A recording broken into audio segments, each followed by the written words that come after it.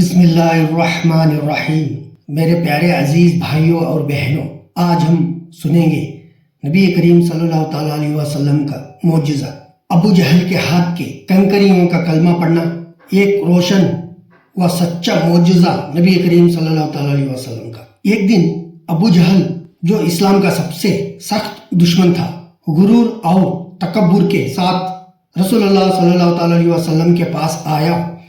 اس نے مذاق کے انداز میں کہا، اے محمد صلی اللہ تعالیٰ علیہ وسلم، تم کہتے ہو کہ تم رب کائنات نے نبی بنایا ہے۔ اگر تم سچے نبی ہو تو میرے ہاتھ کے ان کنکریوں سے کہو کہ یہ گواہی دے کہ تم اللہ کے رسول ہو۔ نبی کریم صلی اللہ تعالیٰ علیہ وسلم نے مسکرا کر فرمایا، ابو جہل تیرے ہاتھ میں کیا ہے؟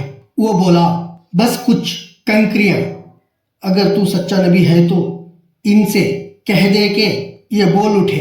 حضور صلی اللہ تعالیٰ علیہ وسلم نے ارشاد فرمایا، ان کنکریوں کو میرے پاس لے آؤ۔ جب ابو جہل نے وہ کنکریاں اپنے ہاتھ میں بند کیے تو حضور صلی اللہ تعالیٰ علیہ وسلم نے نگاہ نبوت سے ان کنکریوں کی طرف دیکھا اور فرمایا، اللہ کے حمد بیان کرو۔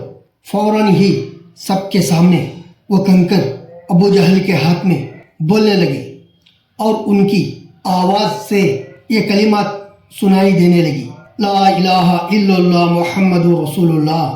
سب لوگ حیران رہ گئے۔ ابو جہل کا چہرہ زرد پڑ گیا، مگر اس نے غرور میں کہا، یہ تو جادو ہے، اور جلدی سے وہ کنکر زمین پر پھینک کر وہاں سے بھاگ گیا۔ مگر وہاں موجود اہل عقل نے دیکھا کہ پتھر بھی حضور صلی اللہ تعالیٰ علیہ وسلم کی نبوت کی گواہی دے رہے تھے۔ یہ وہ معجزہ تھا جس نے ظاہر کر دیا، پتھر، درخت، جانور سب حضور صلی اللہ تعالیٰ علیہ وسلم کو پہچانتے ہیں۔ کافروں نے جادو کہا، مگر اہل ایمان کے لیے یہ ایمان کو تازہ کرنے والا معجزہ تھا۔